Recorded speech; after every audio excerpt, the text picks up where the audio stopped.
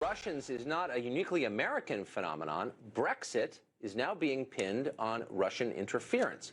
Here is the Member of Parliament from the Labour Party, Ben Bradshaw, the leading campaigner for Britain's Remain group, explaining his views. Watch.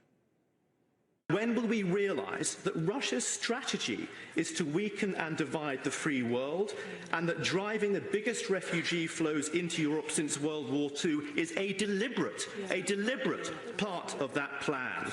And when will we admit that what Putin can't achieve militarily, he is already achieving using cyber and propaganda warfare? I don't think we have even begun to wake up to what Russia is doing when it comes to cyber warfare. Not only their interference, now proven in the American presidential campaign, probably in our own referendum last year. We don't have the evidence for that yet, but I think it's highly probable. Joining us now is Nigel Farage. He's the European Parliament member who spearheaded the Brexit movement. Mr. Farage, thanks for joining us tonight. So do you believe that Mr. Bradshaw has evidence to back up his assertion that the Putin government was likely behind Brexit? I think it's the most hysterical thing I've yet seen. I mean, ever since June 23rd, when we voted for Brexit, there have been all sorts of excuses that have been rolled out. But now to blame it on Russian cyber hacking, I think they've reached a new low. I mean, look, we're seeing this concerted campaign here in the States to try and sort of say, well, Trump wouldn't have won unless Putin had intervened. Frankly, 2016 has been a year of political revolution. The people have spoken. Yes. There's been massive change. And what we're seeing from the establishment and their friends in the liberal media, frankly, they can't accept the result. They're doing everything they can to try to overturn it. Well, do you know what? It isn't going to happen. So it seems to me this is a manifestation of an anti-democratic, small d democratic impulse where the people in charge are not interested in hearing from voters, and so they are making excuses for what is obviously, voter desire as expressed at the ballot box and blaming someone else, like the Russians. Well, the people, those in charge think they are cleverer, better educated, more worldly. They can do a far better job directing our future than we, the peasants, possibly ever could. It's based on this incredible arrogance. And if you look at the way the European project was set up, it was designed so that voters couldn't really change things. And how interesting that Hillary Clinton had seen the European Union as a model for a much bigger form of global common market. So, goodness, isn't it just right that Trump followed on from Brexit? And what we're saying is we want nation-state democracy. What we're saying is actually we don't want to be talked down to or sneered to by bureaucratic, liberal, global media elites. We will make our own minds up on our own future, and you can try as hard as you want to say that it's all some, cooked up conspiracy by Putin. Nobody believes it. They just look like bad losers. Well, one common thread between the European elites and the American elites is they never blame themselves.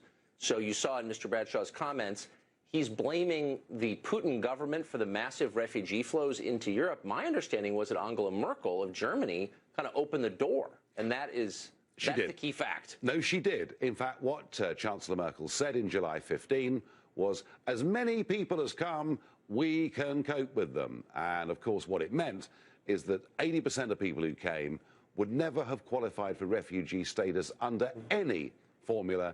They were mostly young males in their late 20s, using this opportunity to come from all over the world. And what we know is not a single one of them had been vetted in any way to see whether they were linked to ISIS or not. So literally what Merkel did was to import terrorism into the European continent. So it's a total disaster that will transform Europe forever, and the elites in Europe are blaming not themselves but Russia, not surprising. So what's the next stage of this? So in the U.S. and in Europe, the people in charge have been repudiated but refused to learn a lesson from it. What happens next? Well, I have a big warning here, because I was in the European Parliament yesterday morning in Strasbourg, debating with Mr. Juncker, who is the president of the European Commission, the most powerful bureaucrat in the whole of Europe. And he now wants to push full on for a European army, a militarized European Union, one that effectively wants to get rid of NATO, using the excuse that Trump has been elected. We must now do this on our own. And in tandem with militarizing a continued push to the east. And by that, what was said yesterday morning is visa-free travel should come in quickly for the Ukraine and Georgia. The association agreement with the Ukraine, which means it's effectively step one of the Ukraine becoming members of this political union, that's the push ahead too. And I really worry.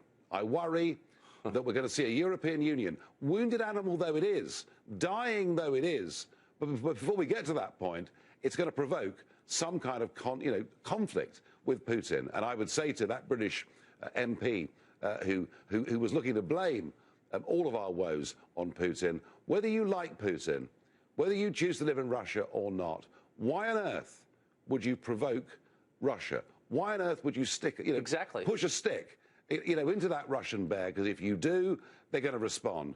And that's why I really hope that President Trump can change things fundamentally. Let's at least start talking to Russia. But let's be aware. But let's be aware that NATO is now directly under threat, not from Donald Trump, but from Juncker and the European Union, who want their own army. Exactly. And the left in Europe has so much in common with the left here. They do want conflict with Russia. That's obvious. It's becoming clear in the United States. Why is that? What's the impulse behind that? What about Russia enrages them in a way that, say, North Korea and Iran do not?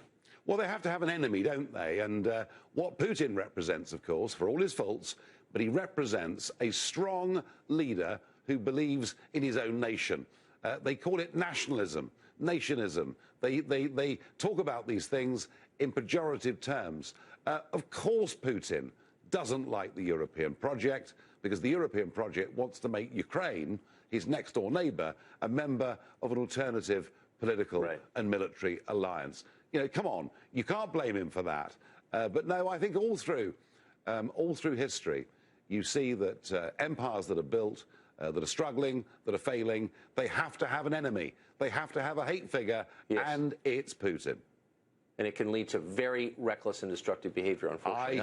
I think that's right. And I think that unless we stop this European army, we could be headed for very real trouble. Well, their first project would be to put down rebellions like Brexit, I'm afraid. Well, thanks for joining. Well, they can try. They can try, but they won't do it, I promise you. Well, God bless. Thanks a lot.